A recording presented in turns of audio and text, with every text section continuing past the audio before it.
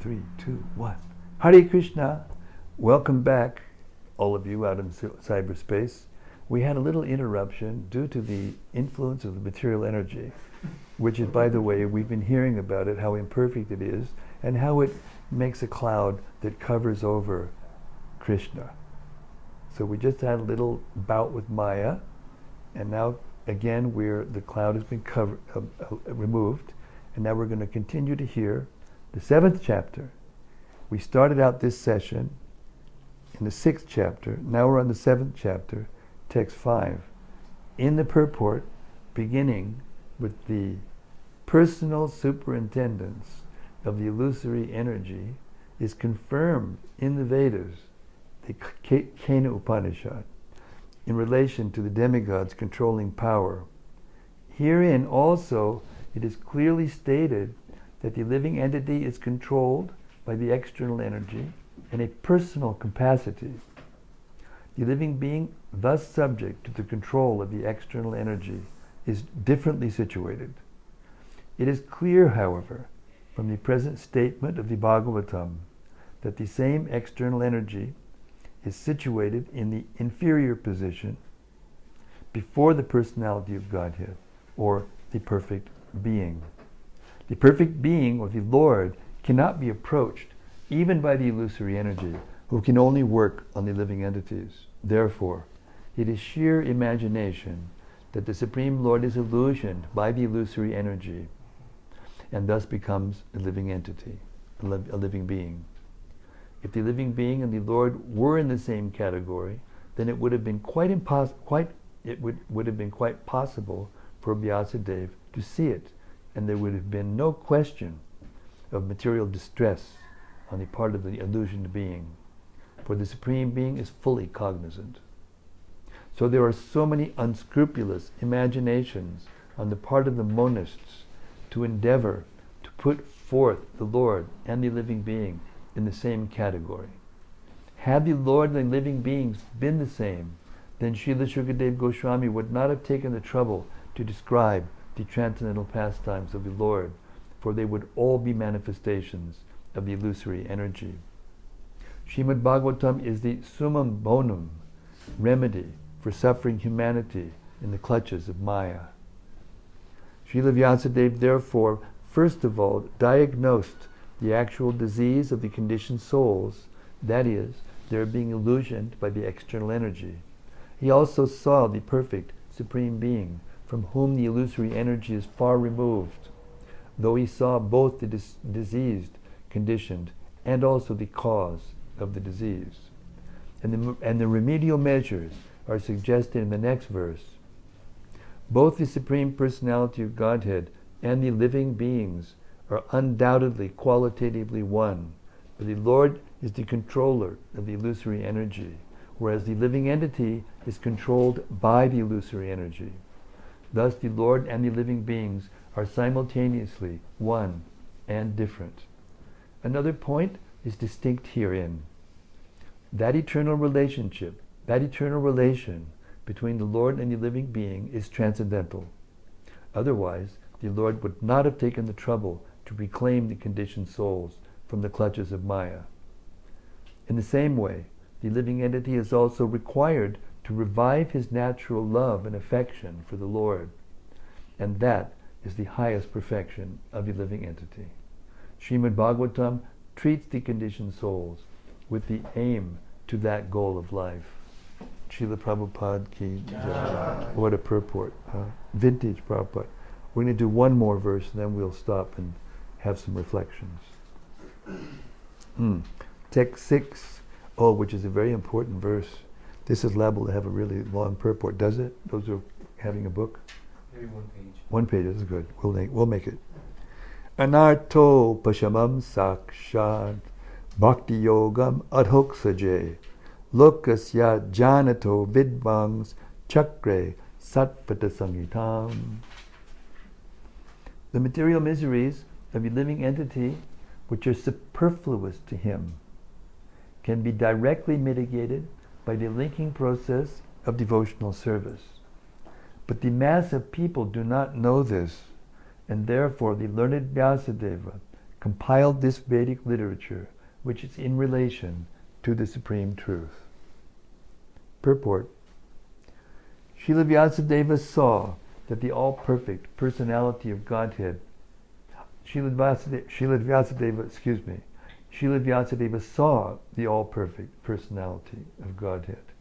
This statement suggests that the complete unit of the personality of Godhead includes his parts and parcels also. He saw, therefore, his different energies, namely the internal energy, the marginal energy, and the external energy. He also saw his different plenary portions and parts of the plenary portions, namely his different incarnations also. And he specifically observed the unwanted miseries of the conditioned souls who were bewildered by the external energy. And at last, he saw the remedial measure for the conditioned souls, namely the process of devotional service.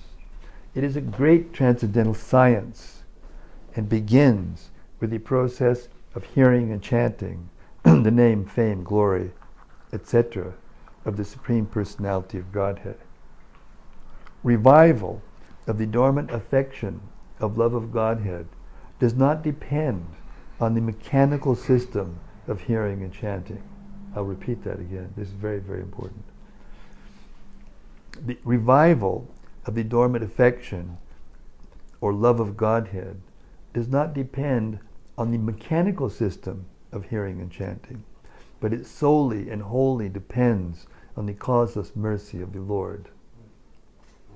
When the Lord is fully satisfied with the sincere efforts of the Lord, of the devotee, he may endow him with his loving transcendental service. But even with the prescribed forms of hearing and chanting, there is at once mitigation of the superfluous and unwanted miseries of material existence. Such mitigation of material affection does not wait for the development of transcendental knowledge. Rather, knowledge is dependent on devotional service for the ultimate realization of the Supreme Truth. So this is very nicely put by Srila Krishnadas, Kaviraj Goswami, towards the end of the Chaitanya Charitamrita, in the Antya-lila.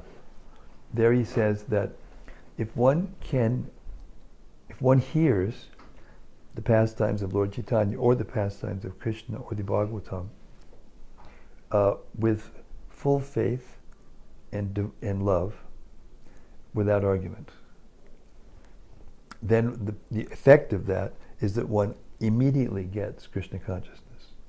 There's no other, not because of a mechanical process, because it so much pleases the Lord, who's touched within the heart, that he gives that understanding and realization.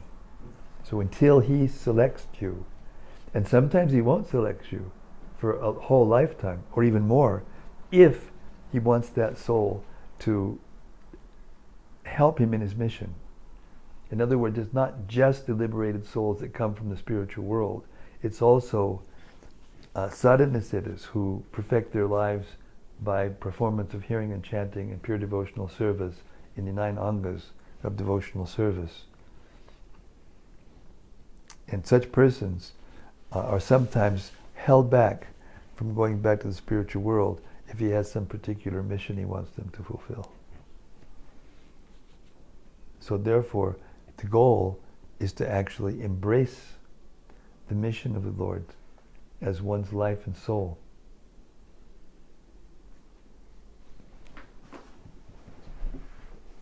Hare Krishna. So we'll stop here and we'll have reflections. Anything that stood out during the reading? I know it's hard, to hear that long and have something stand out, especially if you don't take physical notes. But anything that stood out enough to be remembered. Hare Krishna. Thanks for coming. Thank you. See you later. Huh? Bhakta Walker. Walker. I heard about him. He's a sweetie.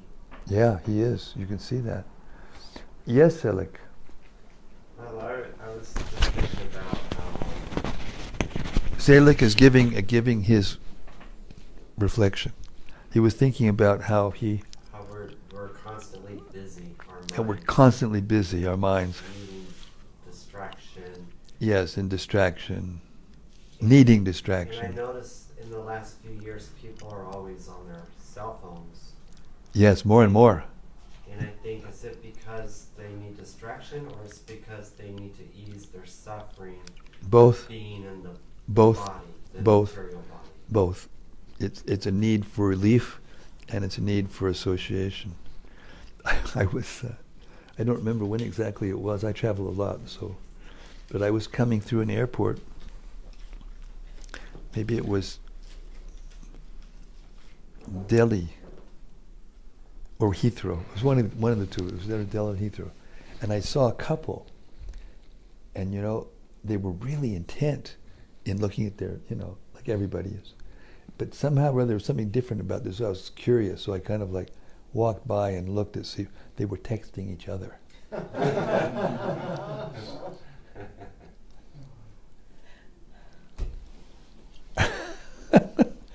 where it's going, right? George Orwell. In text 35. In text 35, it talks about the yoga system. The yoga system. This really hit home for me because This really hit home for him because I was in a yoga class. He was in a yoga class the other day. And the woman was talking about energies, and she was And the woman was talking about energies, and she was talking about all kinds of stuff. Yeah. And it's so true. People. And it's so true that people get consumed with with yoga becoming a religion. Get consumed with the yoga becoming a religion. But its main purpose is to help you control your senses enough.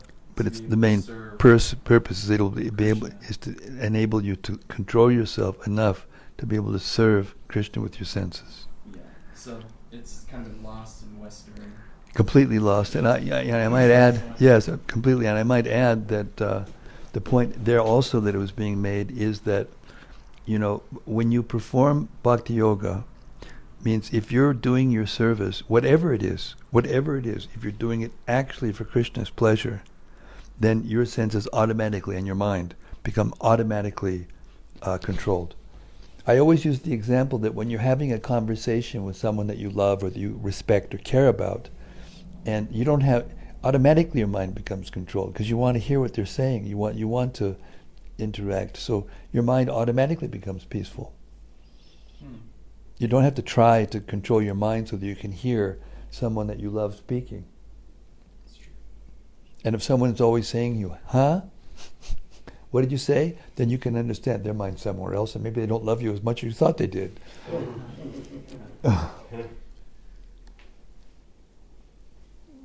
So that attention, that attraction, that attentiveness is what Krishna is looking for. Whatever we're doing, if we do it attentively, as nicely as we can for the pleasure of Krishna, then Krishna is pleased. And the test of whether he's pleased is that you'll be pleased. But it's not that, Prabhupada explained this to me personally, it's not that you can do something for the pleasure of your senses, and then when your senses feel pleased and your mind becomes filled, then you think, oh, Krishna's satisfied. It's not like that. It's when you're actually doing something intentionally for the satisfaction of Krishna, and then you feel satisfied. And of course that satisfaction will be of a whole other category. That's the kind of satisfaction you get, for doing something for your own senses, for your own gratification. Yes, Selak, another. I have a question about... He has a question about, Bhakta Selak has a question about his work. So, I feel like it's my duty, my profession, he feels like it's his duty, his profession. as a nurse. Got a Gita? Yeah. Get me a Gita. Yes, his profession is a nurse. My question is, how can I remember daily to perform my How work can I remember Krishna's daily pleasure? how to perform my duty by Krishna's pleasure? We just happen to have the answer to your question verbatim in Prabhupada's purport in Gita. Ready? You can find it in chapter 18, text 57. The verse goes, Cetasa sarvakarmani mai sanyasya matparaha buddhi yogam upashritya machtita satatam bhava.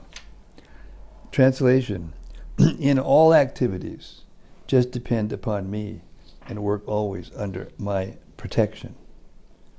In such devotional service, be fully conscious of me. Now, in the purport, Prabhupada gives us a very nice hint as to how you can do this. You ready?